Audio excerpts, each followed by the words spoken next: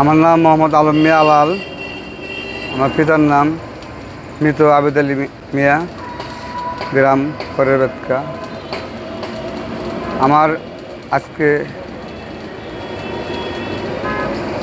বেতকা থেকে কয়েকটা ছেলে এসে আমার প্রতিদিন প্রতি মাসে তারা আমার কাছে 200-400-500 করে টাকা নিত। নেওয়ার পরে আমি ওই দিন আর চাইছিল টাকা চাইছিলাম, না করছি, আমি টাকা দিতে পারবো না করার পরে কয় তাহলে তুই দোকানে মাল তো মাল সরে হেলবি। আমি মাল সরাম কেটে আমি আগে থেকে মাল তুলেছি। আমি 5-6-7-8 বছর ব্যবসা করতেছি। আমি আগে এই জায়গায় মাল তুলেছি, কয় না মাল তো আসবে না, তুলবার টাকা দেন না।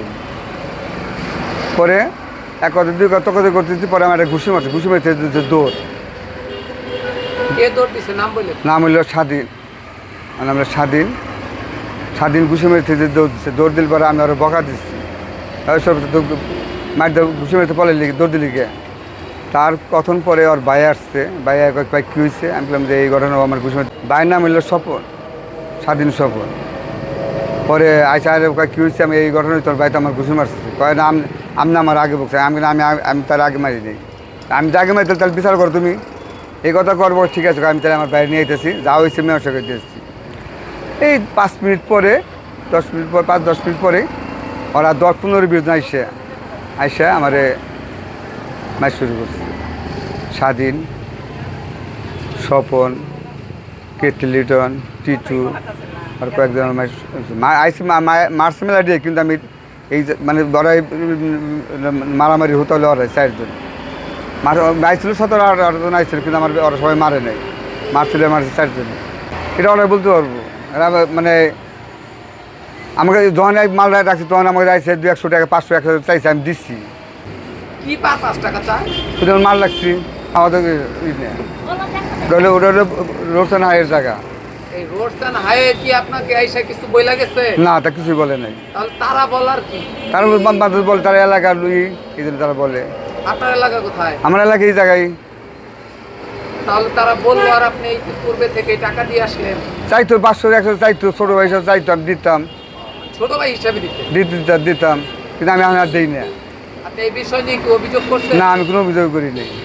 থানায় কোনো অভিযোগ করেন নাই? আজকের ঘটনার জন্য আমি অভিযোগ করছি। থানায় অভিযোগ করছি। তো পুলিশ তদন্ত আসছিল? তদন্ত আসছিল। তারা এসে কি বলে গেল?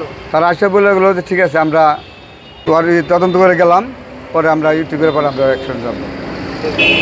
তার সাথে আপনার কোনো আর্থিক কোনো লেনদেন আছে? না, আর্থিক কোনো লেনদেন। ওরা ঘুরে খায়, ও তো কোনো নাই। আমি তো ব্যবসা করে খাই।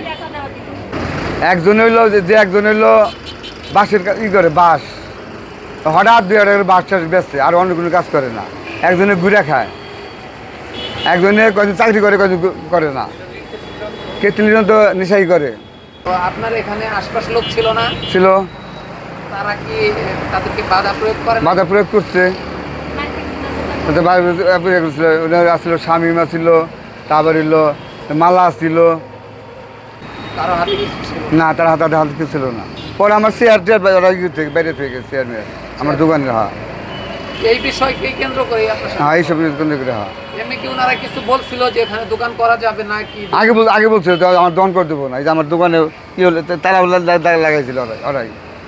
তখন আপনারা কোনো অভিযোগ করেন না? অভিযোগ করেন তখন আবার আমি যখন তালা লাগাইলো, তারপর আমি বললাম তালা লাগাইছে কেরা, তখন করে ওরা ঠিক আছে তালা দেবো না, লাগে গিয়ে আমি দোকান খুলে আসলেন গে। ওরাই আমার বলছিল আমার তালাটা কি রাতের আধারে রাতের আধারে লাগাইছিল। এখন আপনি কি চাচ্ছেন? আমি একটা সুস্থ বিচার চাই। আমি ব্যবসা করে খাই, আমি গরিব মানুষ, ব্যবসা করে আমি সুস্থ বিচার চাই। আমার নাম মোহাম্মদ জামিল। আমি এই যে পাশের দোকানেই চাকরি করি। পাশের দোকানে বসে রয়েছি, এই জায়গায় কথা কাটাকাটি ওলাউলি হইতেছে। কি বিষয় হইতেছে আমি ওটা সঠিক আগে জানি না। আমি ওই জায়গার থেকে বাইরে আইছি, দোকান থেকে বাইরে আইয়া দেখি আল্লাহ নানারে এই জায়গার থেকে ধাক্কায় ভিতর মিহি ঢুকাইতেছে।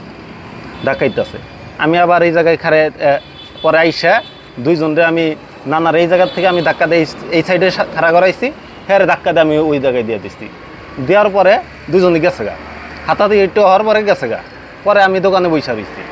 বসার পরে তার 4-5 মিনিট পরেই তার বড় ভাই এসে, যার সাথে ধাক্কা দিয়েছে তার বড় ভাই এসে এনে নানার সাথে একটু কথা হলো। কয় তাহলে আমি পরে ডাইকে নিয়ে আসতেছি, তাহলে তারপরে আমরা করতেছি তাইকে নিয়ে আসার পরে আমি এই জায়গায় খাড়ে আসছিলাম। তার বড় ভাই না এসে আমার একটা দোকানে আমি দোকানের ভিতরে ওই জায়গায় ঢুকছি। তার কথা কয়ে এনে আমি এই জায়গায় রয়েছে ঢুইকা নেই, আবার আমার দোকানে ঢুইকা নেই আগে একটা লাথি মেরে দিচ্ছে আমার।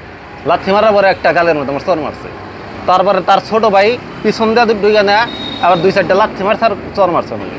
তারপরে আমি তো ওটা আর কিছু করি নাই।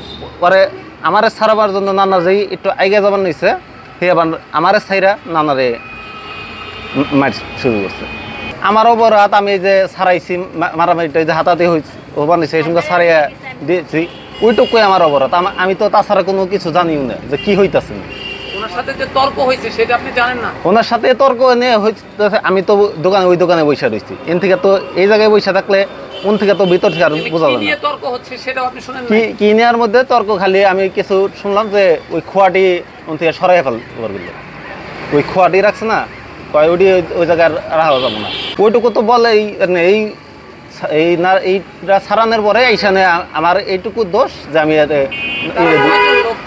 তারা 10-15 জন লোক আছে আমারে মারার মধ্যে। ওই তারা 2 ভাই আমারে মারছে, আর কেউ মারেনি।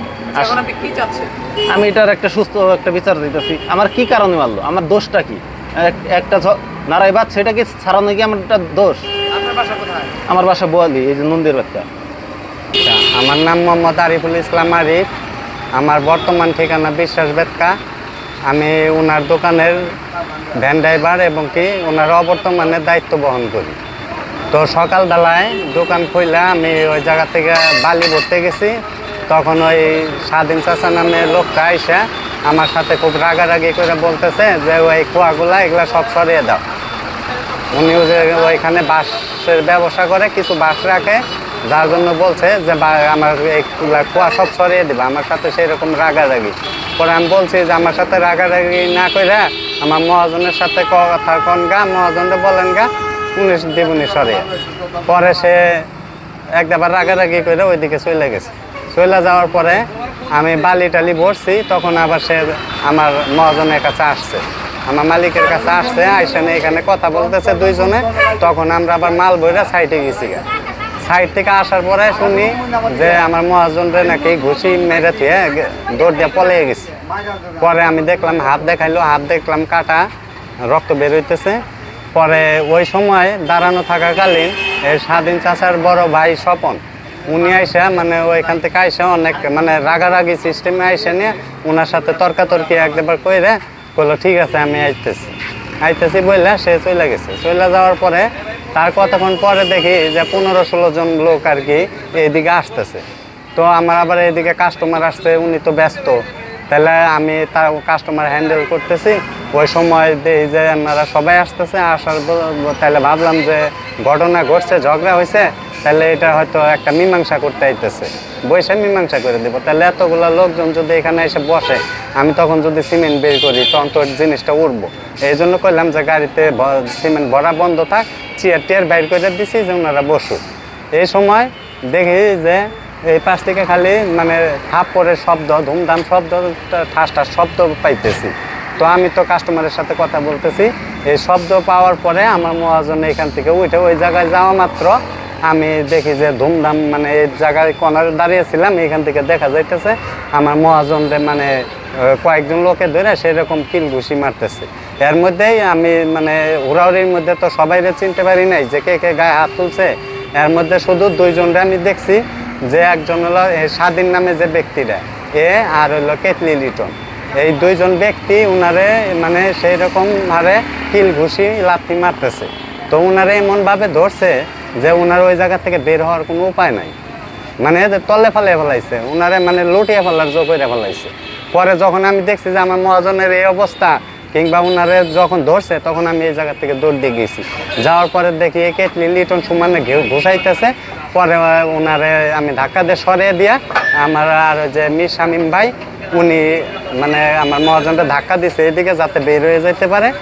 আমরা 2 জনের সহযোগিতা উনি আর কি চেপে দিয়ে এদিক দিয়ে বের হয়ে গেছে। এই পর্যন্ত হলো ঘটনা। আমরা চাই ভাই এটার হলো সুষ্ঠু তদন্ত এবং সুষ্ঠু বিচার।